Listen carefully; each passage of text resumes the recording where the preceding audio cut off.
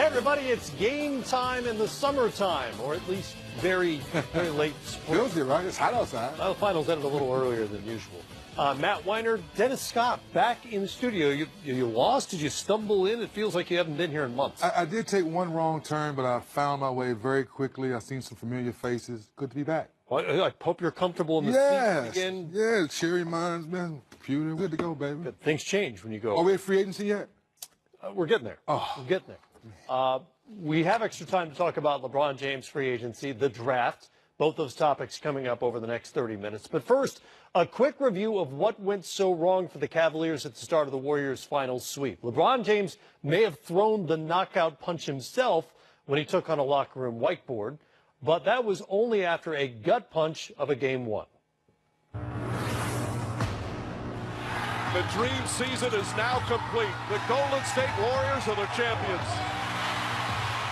Oh, blocked by James! Cleveland! This is for you! Durant for three. The road to redemption has brought the Warriors back home.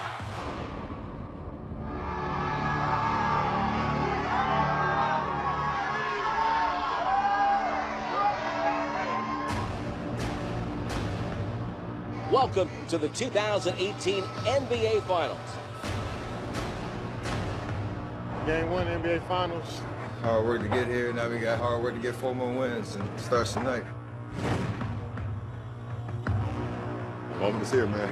Enjoy it, embrace it. Let's come out here and hit first and let's get it, man. Here we go, man. Together on three. 1, 2, 3. Together. Come on. Never before in the history of American sports have the same teams met for a championship in 4 consecutive years until now. Good luck, Ty. Let's go. All right. Good to be back, huh? Round 4, Cavs and the Warriors. J.R. Smith, he wants to post up Curry again. Draymond shows up. Pass deflected by Green. Curry and Durant. Curry throws it up. Durant throws it down. A two-hand slam by Kevin Durant. J.R. works on Curry, deals off the Love, wide open three on the way, short arm, and he missed it. Smith though grabs the rebound, kicks the Love, puts it up, gets fouled, puts it in. Kevin Love with 9 points here in the first quarter.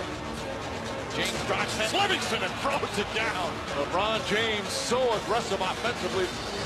Excellent start for the Cleveland Cavaliers. Crowd quiet right now. We're in good shape. It's a 48-minute game. It's a long game, all right? Stay with it. Bounce pass to Bell. Bell in traffic back to Curry. Curry behind the back to Thompson. Behind the back to Draymond. Back to Curry right side. Curry crowded by Hill. Left-hand dribble goes hard. Curry the runner. Banks it home again. Another difficult shot. 5 seconds to go in the half. Durant the rebound.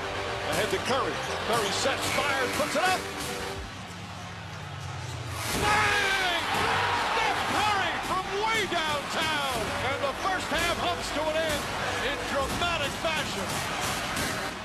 Take these easy points away, fellas. I'm telling you, be in great shape. Let's get off to a good start. Third quarter's up for it. Curry up the floor.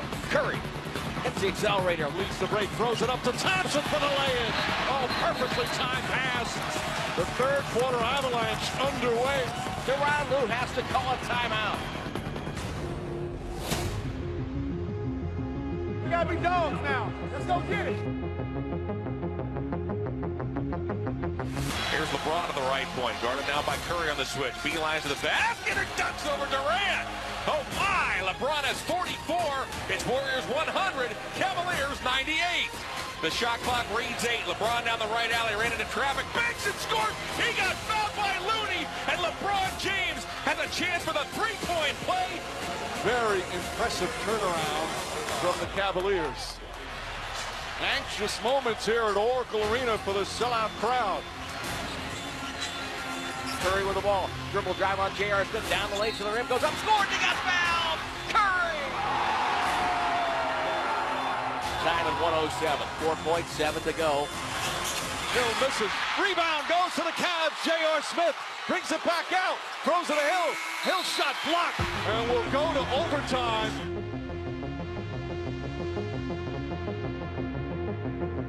Stay aggressive. Stay aggressive. Keep the pressure on. Keep pushing. Curry to Draymond Green. Back to Thompson, corner three. Puts it in. They're starting to celebrate now at Oracle Arena.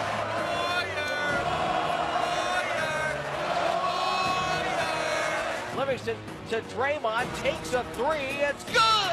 He nailed it! The shot clock buzzer was down to 0. And that'll do it. Golden State survives in overtime despite a 51-point performance from LeBron James. That was a good game, man. They played a hell of a game. We made some plays down the stretch to go to overtime, and we played well in overtime. It's going to get tougher, though. We got to move on. I mean, this game is over and done with. We had our opportunities. We understand how difficult and how challenging this task is. And you wake up tomorrow with a fresh mind and you move forward. In the finals, man, anything's liable to happen. And all that matters is you get a win and turn the page to game 2 and just enjoy the moment. There was so much packed into the final few minutes of that game 1. And a lot of folks felt like that was the Cavaliers' chance to make this a series. Even if they didn't ultimately win it, that was their chance. So disheartening as they walked off the floor. And then LeBron reacted and apparently hurt his hand, and it was all over. And that's why it makes sense, Matt, because normally LeBron normally keeps his emotions under control, but he realized, 1-6 or 1-7 going into game 1, how important that game 1 was. And realized I was that close, 1 free throw, 1 loose ball, 1 dribbler going the wrong way. Maybe 1 timeout? 1 timeout away of getting that and changing that series around. But now we have lots of extra time to talk about the next chapter of LeBron James' career, wherever that might be. Obviously, folks are speculating in every way possible where LeBron James plays next season. Let's start with some of the candidates out there and what makes the best fit for him in terms of basketball. And we'll start with the Houston Rockets. He's tied to the Rockets because of his friendship primarily with Chris Paul. Yes, and on paper, Matt, it sounds good. We have James Harden, LeBron James, Chris Paul, but the first thing comes to mind, you think of the D'Antoni system.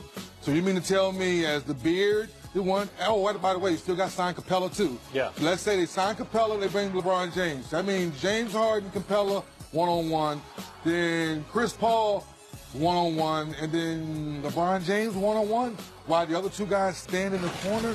I don't think that makes a whole lot of sense. So people out there, Houston Rockets fans, I'm not hating on it. I'm just saying it doesn't make sense to have 3 guys go one-on-one while the other 2 guys stand in the corner and watch and wait. Well, to be fair, a lot of us questioned how well Chris Paul and James Harden would work together. I was one of them as well, and that worked out just fine until Paul got hurt. And that's where I was going. And lastly, if I'm LeBron James, as much as I love Chris Paul, he's proven late in his career it's hard to stay healthy late in the season. You need him all the way through the stretch, as he's shown last year. Also, salary cap implications. I know fans generally don't care about that sort of stuff, but it's really hard to make all that work if you're going to pay them market value. All right, the Philadelphia 76ers, they have cap room. LeBron James, via his agent, has a connection to Ben Simmons. The 2 of them don't make sense together to me on the floor. How good of a basketball fit would that be? I agree with you, man. On the floor, you're talking about Ben Simmons, the way he thrives with the ball being in his hands, and he's learning how to be a floor general and a leader. Obviously, we know he needs to work on his jump shot for he and LeBron to be on the floor. Now, could Brett Brown come with the offense where he say, Ben, I'm going to take the ball out of your hands and make you a slash and have you coming off back screens and hawk cut, so to speak? But I don't think Ben will be the same effective player with the ball not being in his hands. So once again, I don't see how it fits where he and Ben can be on the floor at the same time. It's also an awfully young team for LeBron James to have to lead to try to get back to the NBA Finals. And you saw some of the mistakes, despite their enormous talent, some of the mistakes they made late in games during the postseason. All right, one more. Okay. The L.A. Lakers. I'm kind of leaning toward the Lakers for no other reason than really business and life as much as anything. Basketball-wise, how much of a fit? Basketball, it could fit if if Lonzo Ball's going to probably get traded because he's very similar to Ben Simmons. The ball needs to be in his hands. Will Ingram still be there because he's at that brink where they believe in him. Eventually, he has to get paid. So maybe Randall's the odd man out if LeBron decides to go there. Is it Kuzma? There's one thing we know about people, they love Kuzma, so for the trade to get done, you're going to have to give up something to make sure there's enough space to sign LeBron and possibly Paul George, because let's face it, LeBron James is not going somewhere by himself. He realized he needs some more help if he wants to go deep into the playoffs again. To me, Paul George is the deal maker or breaker in that deal if he's going to choose L.A. So what's your gut telling you right now? Still 3 weeks to go, at least until a decision is made. Well, being around Cleveland the last 3 weeks, Matt, be Eastern Conference Final, my gut feeling is going to stay. I think he's going to look around and survey all the talent and say, I have Kevin Love, we have a draft pick. If I can go to Dan Gilbert and Kobe Altman and say, look, I'm willing to stay, but you guys have to spend some money. Obviously, George Hill's contract. They have the highest payroll in the league. Spend some more money. You want me to stay for the next 3 or 4 years? Keep me. And maybe when we're done, Dan, I might buy the team from you because now I've stayed and proved to Cleveland I want to be a homer. He might have that.